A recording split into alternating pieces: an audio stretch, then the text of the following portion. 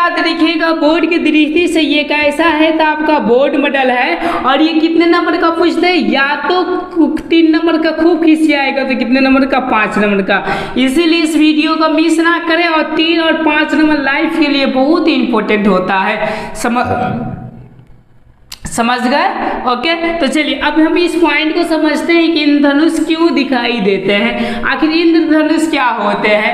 Okay, तो देखिए ये जो इंद्रधनुष आपको दिखाई देते एक ही टाइम में दिखाई देते हैं वर्षा के पश्चात। ओके, किसके पश्चात? वर्षा के पश्चात के मतलब कि बाद में। समझ में आ रहा है ना, एक ही टाइम दिखाई देते कब? तो वर्षा के बाद में।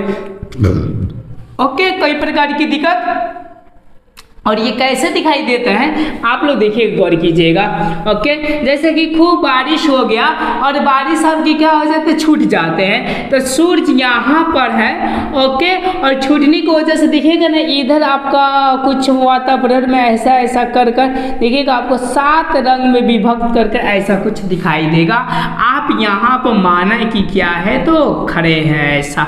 ओके, यूँ समझिए कि मैं इमेज को कुछ ऐसा बनाता हूँ। ओके, एक यहाँ पाँख करता है, एक यहाँ पर और यहाँ पर मुँह करता हूँ और देखिए ये बेचारा क्या है तो यहाँ पर ये खड़ा हुआ है और यूँ समझिए कि इसको देखने का कोशिश कर रहा है। तो गौर कीजिएगा ये इधर देखता है तो कितने रंग प्राप्त होते हैं तो आपका 7। तो आखिर ऐसा क्यों होता है, कारण क्या है?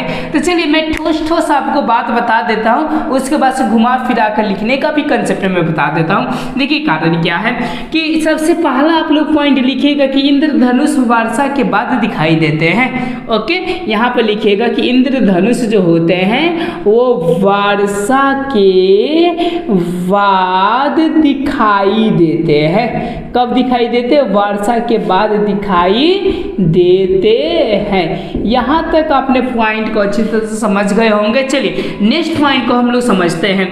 ओके, जब वर्षा छूट जाता है ना तो 2 नंबर हम लोग पॉइंट में लिख सकते हैं लोग ऐसा कि वर्षा के यूँ समझे कि कण क्या होते हैं, जो पानी होते हैं ये पानी के बूंदे यूँ समझे कि कणों पर क्या की हुई होती है तो लटकी हुई होती है। समझ गए? निलंबित होती है, कोई प्रकार की दिक्कत। अब देखिए जब यहाँ से सूर्य चलता है तो यही आपका जो कण होता है ना ये प्रिज्म के जैसा व्यवहार करता है और जब ये प्रिज्म के जैसा व्यवहार करता है तो कितने रंग में विभक्त होते हैं तो 7 रंग में विभक्त होते हैं और इसी के कारण ही आपके क्या होते हैं तो इंद्रधनुष दिखाई देते हैं। आपने पॉइंट को फिर से समझ लीजिए और इसको मैं स्पष्ट रूप से लिख दूंगा तो आपका आंसर भी क्लियर हो जाएंगे। क्या चीज है तो देखिए गौर कीजिएगा।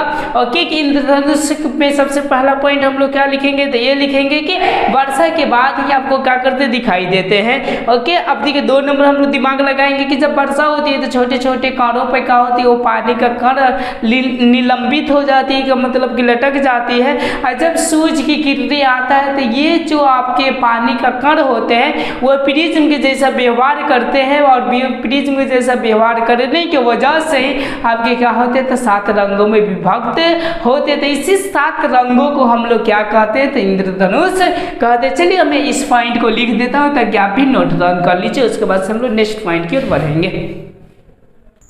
चलिए हम इसको मैंने लिख लिए हैं और इनको देख लीजिए, आप भी लिख लीजिए। यह वर्षा के बाद दिखाई देते, मैंने बात बता दिए क्योंकि जब वर्षा हुई रहती है तो वायुमंडल के छोटे छोटे कण पर वर्षा के बूंदे क्या हो जाते हैं निलंबित हो जाती है और यह वर्षा की बूंद कैसा काम करती है तो प्रिज्म के जैसा व्यवहार करती है, इसलिए 7 रंग में क्या हो जाते हैं वो प्रकाश विभक्त हो जाते हैं। इसीलिए उसको इसी को हम लोग क्या कहते हैं इंद्रधनुष कहते हैं। यहाँ तक मेरे ख्याल से आप लोग क्या कर लीजिएगा, इसको नोट डाउन कर लीजिएगा। उसके बाद से हम लोग नेक्स्ट टॉपिक की ओर हम लोग क्या करते हैं तो बढ़ने का कोशिश करते हैं। अगला टॉपिक